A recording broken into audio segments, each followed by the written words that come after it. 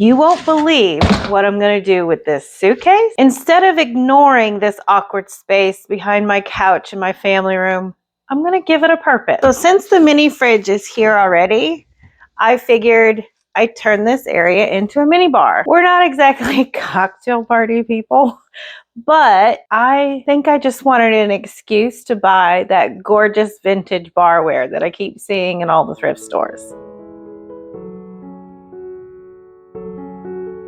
So I thought maybe I would take this old suitcase, give it a makeover, maybe turn it into a little shelf to hold that gorgeous barware. So I'm going to start this makeover from the outside and then work our way in.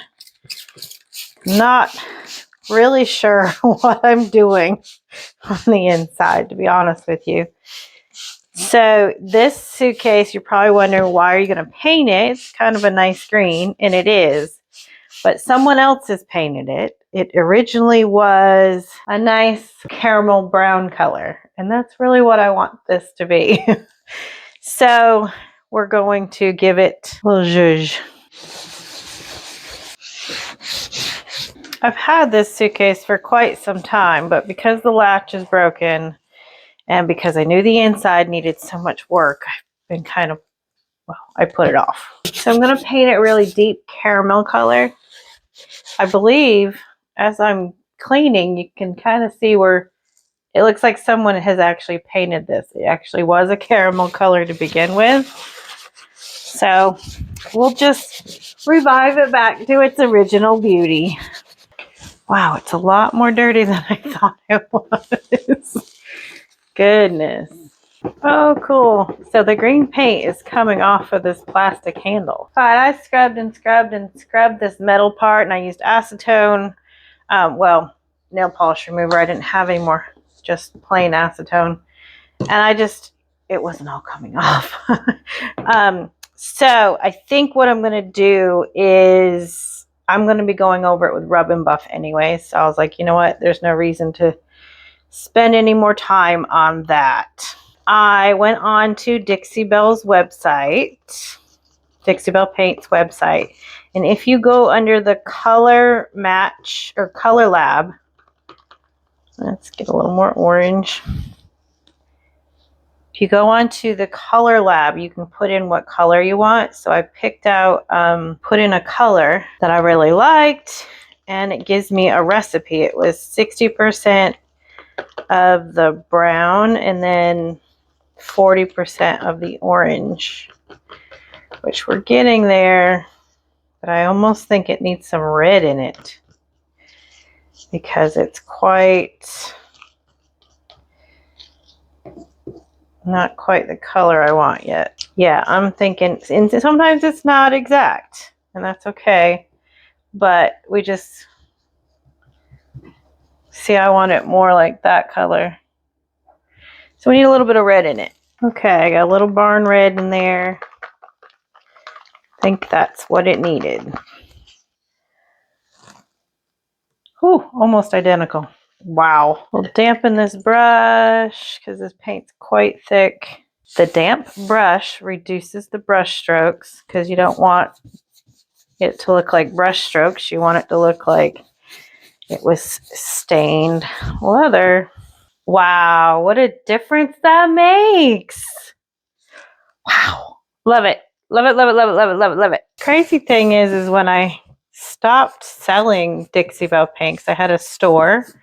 When I stopped selling it, I thought, well, this will give me an opportunity to really explore some other brands. And I still keep coming back to Dixie Belle. It just does what I want it to do. And I don't have any issues with it. So it's kind of like when you know something works, you just stick with it.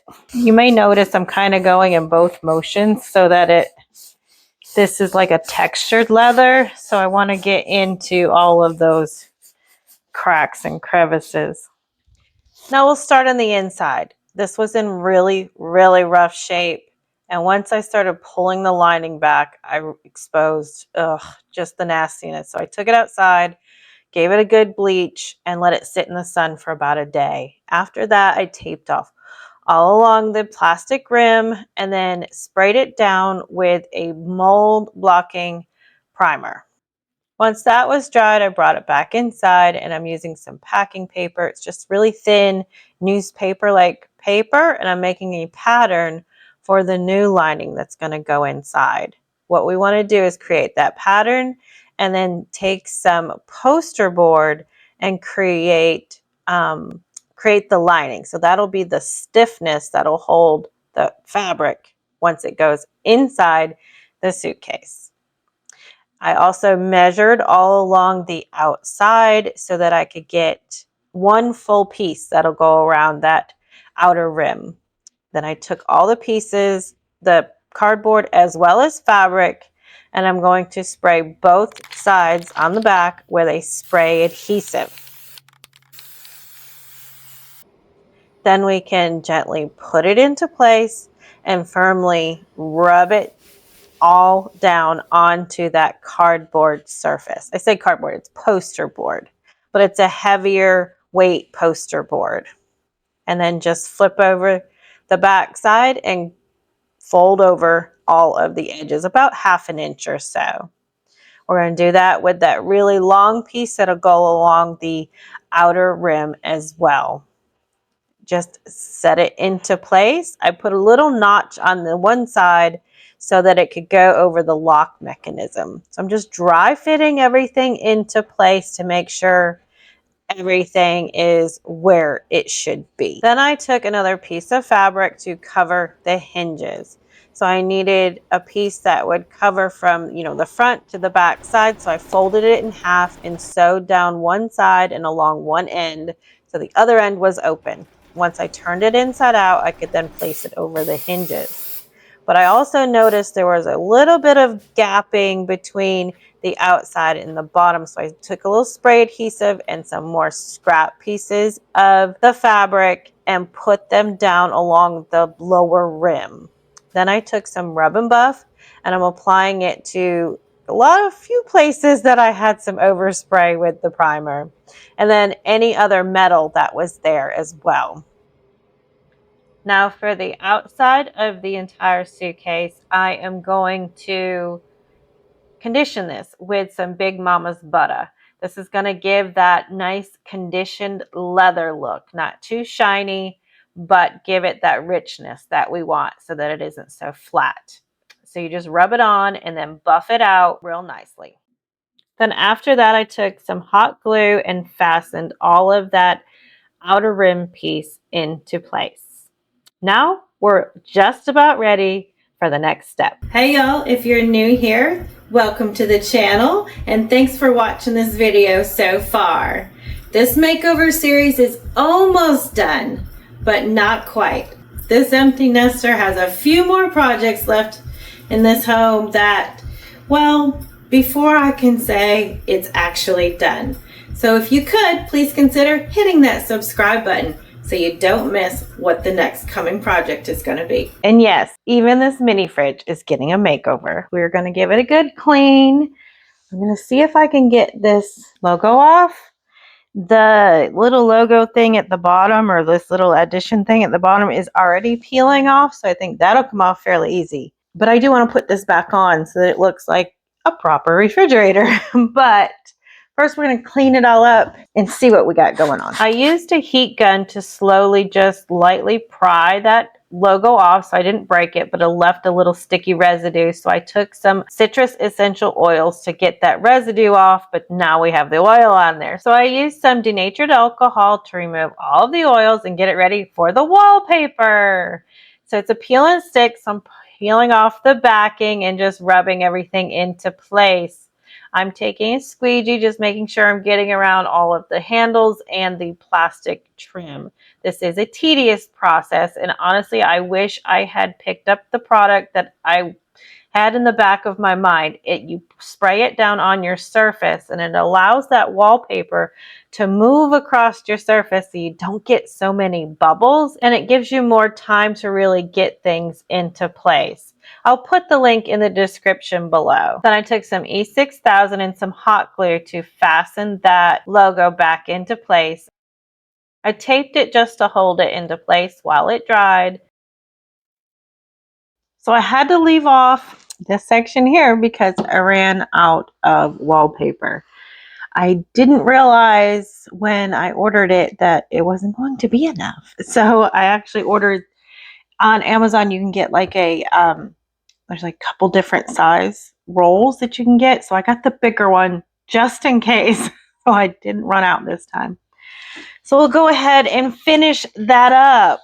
By this point, I was getting into a rhythm. I was just matching up my seams and getting everything put into place and smoothing it out, cutting everything off where it needs to be cut around the doors. Now, I did contemplate actually leaving the sides black, but I'm really happy that I went ahead and bought more wallpaper and covered the entire thing because I think it just makes it more upscale, we'll say. But again, you're just going to be very gentle getting around all of those pieces. You're just going to have to go slow. Don't try to do it in one cut because it's not going to work very well. This was a thicker peel and stick wallpaper as well as being extra sticky. So it was really good quality. Again, I'll put the link in the description because I feel like I would buy this brand again for sure. And there we have it. She's all done and ready for the top part of this mini bar. Next, I took some scrap lumber and some 1x2s, stained them all the same color so I could create a riser for the bottom of the suitcase so the things that I put in it didn't get lost inside the well of the suitcase. I also felt like there needed to be a shelf on the upper section, and that way I could add a little bit more goodies to the suitcase to make it a little more us. So I screwed that into place after drilling it first. Of course, you want to pre-drill so you don't split the end of that 1x4 open. But then really using really long screws, I just screwed it into place so that it didn't go anywhere. Now we're ready to zhuzh it up. So let's get it lined up.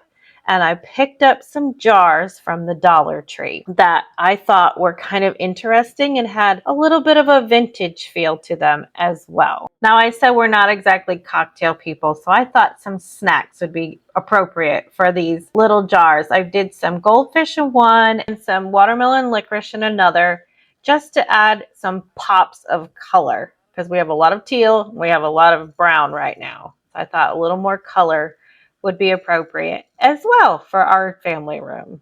And now our grandkids can steal a little snack every now and then. Then I added those glasses that I picked up on my last thrift trip. And then I totally forgot about it. But I have this silver tea set that I thought would look kind of cute with some flowers in it. Okay, do you remember where we started? This beat up old suitcase in this very neglected section of my living room now has a purpose. It is a cute little bar area. It's a place where my grandkids can grab a snack. They can grab a drink out of the little mini fridge. It's our family and it fits us perfectly. It has a little bit of new and a little bit of vintage, and that's just what we are. Now, if you like this video, go ahead, hit that subscribe button so you don't miss another one. We have some fun things coming up, and here's a little sneak peek of that, so you're not going to want to miss another video. Take care, y'all. Bye-bye, and have a blessed day.